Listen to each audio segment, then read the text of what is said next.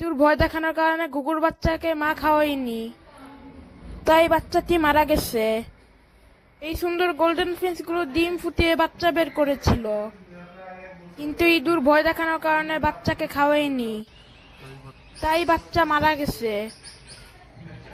ইঁদুর মারার চেষ্টা করতেছি, এই ফাঁদ দিয়ে অনেকবার চেষ্টা করেছি কিন্তু ধরা পড়েনি।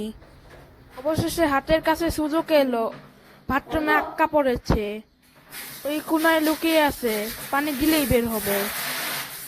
দেখি বের হচ্ছে না তো, ঝাড়ু দিয়ে গুত্তা দিতে হবে।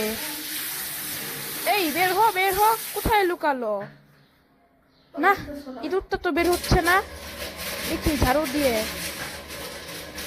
এই, এই, এই, ইঁদুর বেরোচ্ছে, এই কই গেল? আবার ঢুকে গেল। এখন আবার গুতাচ্ছি, কিন্তু এবার তো বের হচ্ছে না। দেখি পানি, এই দেখি,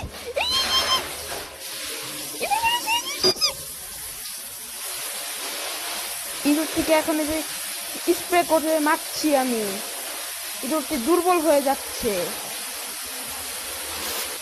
অবশেষে ইঁদুরটি অনেক দুর্বল হয়েছে, এটাকে ঝাড়ু দিয়ে আটকালাম।